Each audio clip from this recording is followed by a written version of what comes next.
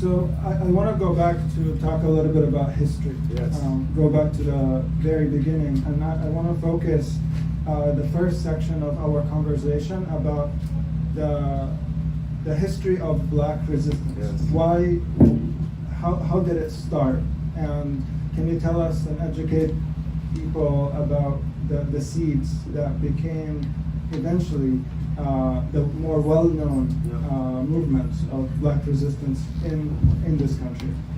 Yeah, and I'll just connect it, the two pieces through Malcolm, because I mentioned that Rafat is for me the Palestinian Malcolm. And Malcolm was actually the person that first caused me to study African history, to study the Black resistance tradition. I read Malcolm's autobiography when I was 15 years old. I read it cover to cover in one night. I went out and checked out an English translation of the Quran from my public school library the next day. I read that cover to cover the next night, and I converted to Islam before the week was out, and I was a Black radical before the week was out. Like, that was the beginning. That was the beginning of my induction into my faith tradition and to this history of resistance.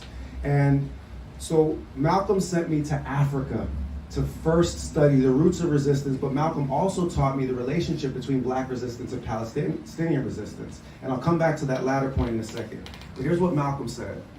Malcolm said, if a cat has kittens in an oven, you don't call them biscuits. And y'all are gonna look at me like I'm crazy because you won't understand what Malcolm meant. But he continued, he said, you call yourself a Negro? Show me Negro land on a map. That's right. Negro, you come from Africa. Call yourself an African. If a cat has kittens in an oven, that don't make them biscuits. If you want to know who you are as a Black person, return to your source, study the past, because as I often say to my students, whether it's in my community education courses or in my university courses, the only time a colonizer takes your past from you is so that when they tell you who you are, you have no choice but to believe them. Yeah.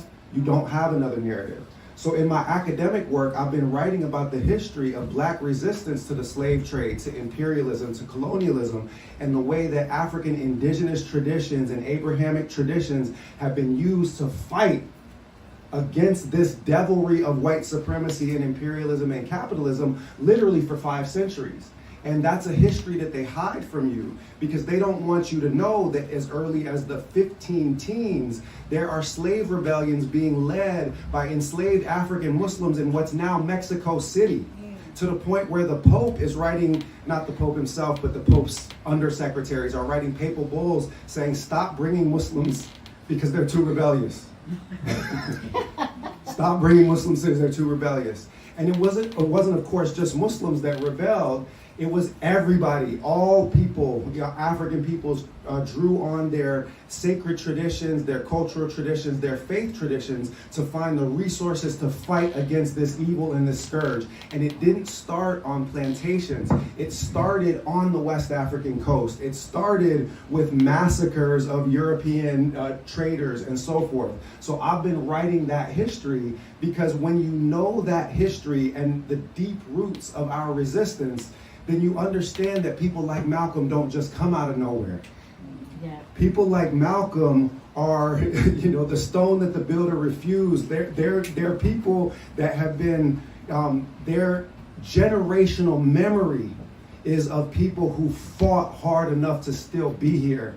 And we are them, and they are us, and we are responsible for.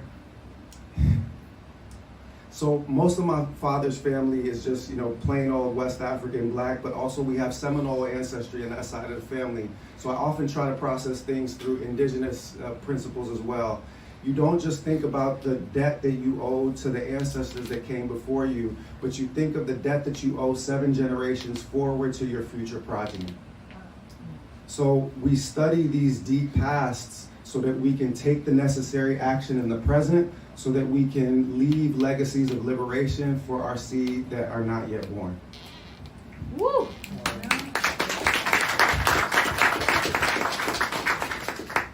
That resonates a lot with me. I keep hearing from people from oppressed communities that they feel in some parts of their lives a sense of defeat, or because they're so marginalized, they are so oppressed. Yep.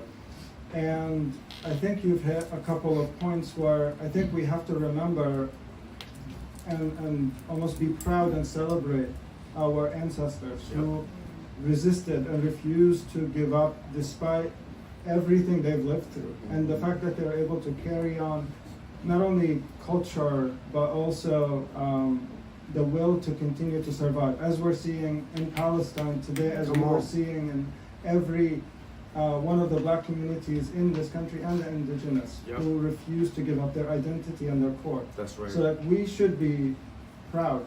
We should wear that as a badge of honor, that we're descendants of these people. Mm-hmm. And I love your idea that we have to pass that on several generations forward, because we have to resist today. That's right. And make sure we see it through. Amen.